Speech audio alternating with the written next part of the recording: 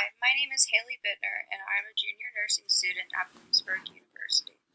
Today, I will be talking about America's illegalization of marijuana in comparison to foreign legalization.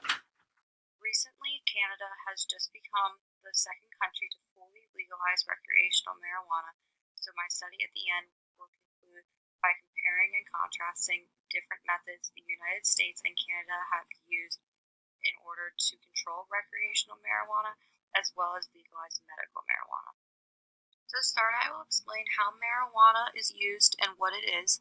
I will talk about the long-term, short-term side effects, the benefits of medicinal marijuana use, where it is legalized in the United States and across the globe, as well as the history behind marijuana legalization in the United States. Cannabis sativa is the plant from which cannabis is derived from. The plant naturally grows wild in tropical climate. However, it can be grown in almost any climate if it is produced in a proper indoor facility. The active ingredient in cannabis is delta-9 tetrahydrocannabinol, also known as THC. This is the part of the plant that gives the user the high. There are three forms of marijuana. The first being marijuana. This is made from dried flowers and leaves of the cannabis sativa plant. This is the least potent of the three forms of cannabis, and it is usually smoked or made into edible products. Hashish is made from the extract or resin from the plant. This is made into small blocks and is usually added to food. Hash oil is the last form of the three, and it's the most potent cannabis byproduct. This is the thick oil that is obtained from hashish, and it is also smoked. Marijuana is used both recreationally and medically. Recreationally, cannabis was originally consumed for the high effect that the drug gives the user. Those who use cannabis recreationally consume it for this reason.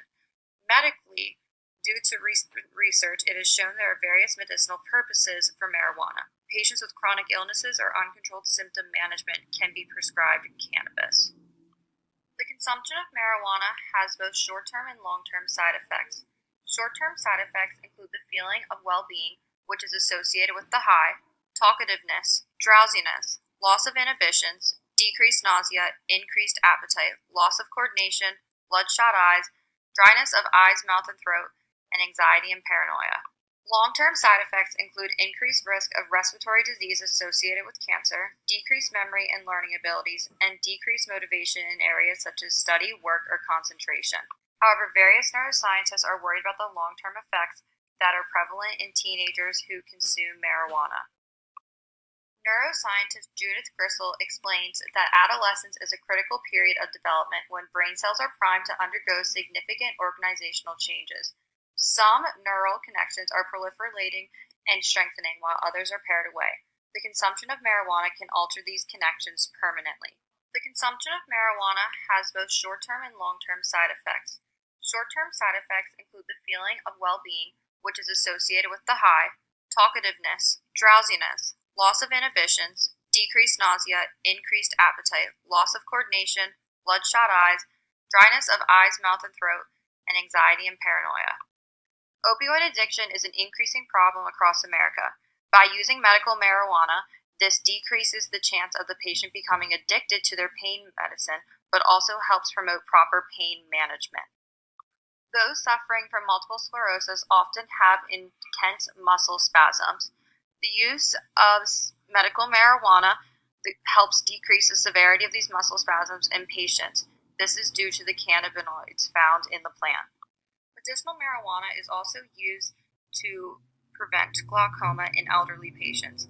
Glaucoma is a disease that causes pressure in the eye to build up and can eventually damage the optic nerve, causing loss of vision. Marijuana decreases this pressure, thus preventing glaucoma. The CBD oil found in the cannabis plants helps control epileptic seizures as well as seizures caused by Dravet syndrome. A documentary was filmed following a child who suffered from 300 seizures a week. Once she began using medical marijuana, her seizures decreased to once every 7 days. Her parents are now advocates for the use of medicinal marijuana to treat seizures. Another use of medicinal marijuana is to help decrease anxiety. In small amounts, marijuana can decrease anxiety. However, too much of the drug will cause increased anxiety. This is where prescribers have difficulty figuring out the correct amount for each of their patients. Another study showed that the THC oil in cannabis slows the formation of amyloid plaque formation in Alzheimer's disease. This works by blocking the enzyme in the brain that makes them.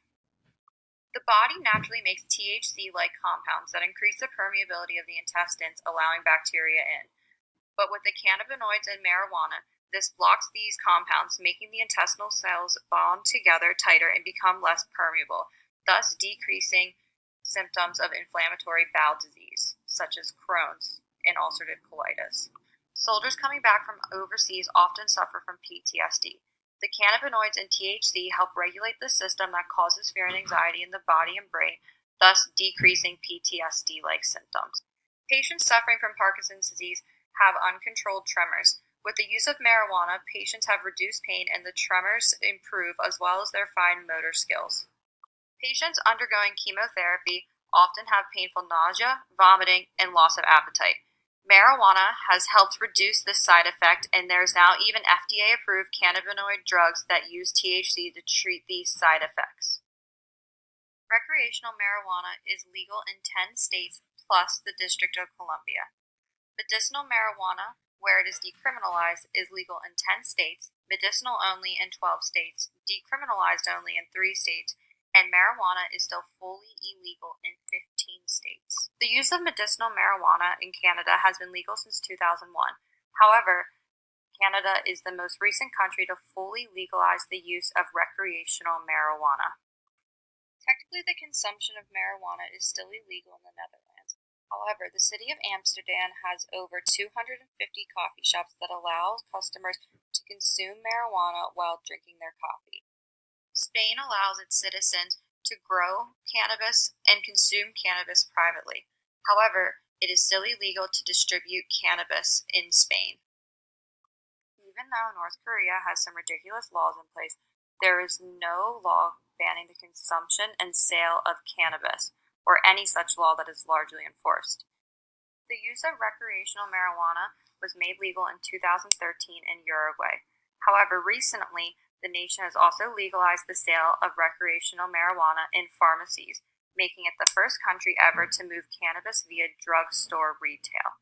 16 pharmacies have registered with the government, but the number is expected to increase in the coming years. Even though Jamaica has often been associated with its cannabis throughout the years, it was only recently decriminalized. Adults may possess small amounts of weed for personal use, and medicinal use of the plant is also recently legal. Before 1916, American and Europeans could buy cannabis extract in pharmacy and doctor's offices to help with stomach pain, migraines, inflammation, insomnia, and other ailments. However, attitudes shifted during the 1910 Mexican Revolution when Mexicans began immigrating to the United States. Prejudices and fears accompanied their move and was inversely related to their habits, smoking marijuana. Police reported it gave criminals a lust for blood and superhuman strength, and most prominent was the rumor that weed killed its users. The 1937 Marijuana Tax Act levied a tax equaling roughly $1 on anyone who dealt commercially in cannabis hemp or marijuana. It didn't criminalize the possession or usage of the drug, but it included a penalty and enforcement to which marijuana, cannabis, or hemp handlers were subject.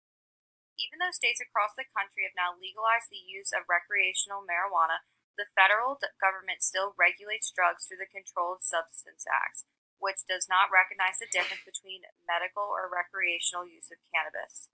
These laws, however, are only applied to those who possess, cultivate, or distribute large quantities of cannabis. Recreational marijuana and medicinal marijuana are still considered illegal because they are Schedule I drugs.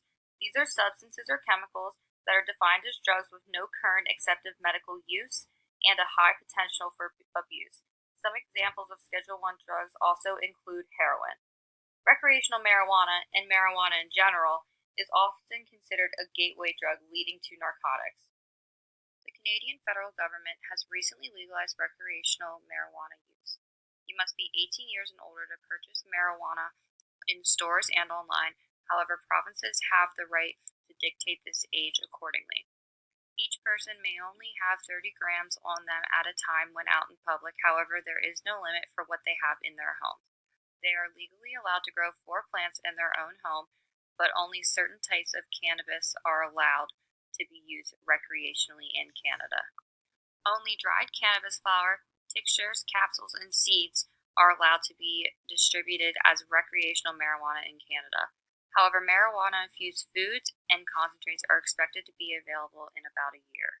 The United States federal government is very adamant on not legalizing marijuana nationwide. Even though states have the right to legalize recreational marijuana, it is still considered a federal crime. The government is more focused on the prosecution of drug possession in the United States of America. Since drug prosecution is still very adamant in the United States, the overcrowding of prisons across America is very prominent. In states where recreational marijuana is legalized or decriminalized, people are allowed to have 1 ounce possession of marijuana on them when out in public. In states where recreational marijuana is completely legalized, each citizen is allowed to grow 6 plants in their own home. Where recreational marijuana is legalized, there are various byproducts of marijuana that are legal that it's not just contained to the dried flowers like they have in Canada. This includes CBD oil, THC oil, and most manufacturers are now starting to put these oils inside vape pens to sell across the nation. When the United States first made recreational marijuana legal in Colorado, there was no slow start to this new law. Whereas in Canada, they took it among themselves to only allow 1 type of recreational marijuana to be used for a certain time period. This is kind of like a tester period in order to see how this new legalization would go for their country. America, on the other hand, made all types and forms of recreational marijuana legal in Colorado. Again, they didn't do this nationwide because of the federal government, but perhaps they saved themselves by seeing as to how it would affect 1 state instead of the entire country at a time. The fact that 15 states still have marijuana 100% illegal, including medically, is absolutely absurd. The effects of medicinal marijuana on patients who have chronic pain, muscle spasms, glaucoma, epileptic seizures, anxiety, Alzheimer's disease, bowel diseases, Parkinson's disease, PTSD, and even nausea and pain after chemo are excellent reasons as to why medicinal marijuana should be made legal nationwide. With the increasing overcrowding rate in American prisons, it is adamant that the United States government needs to do something to address the marijuana issue in this country. I believe it's absolutely absurd that the federal government can still consider marijuana and medical marijuana completely illegal, but the states that are in control of it are able to make them legal as they please. There should be a certain type of understanding between the federal and state governments in order to control the marijuana epidemic surging through the country. In some states, people are going to prison for years for possession of marijuana, where in another state in America it is completely legal to do the same thing. The United States needs to make a consistent decision as to what they're going to do with the legalization of marijuana, both medically and recreationally.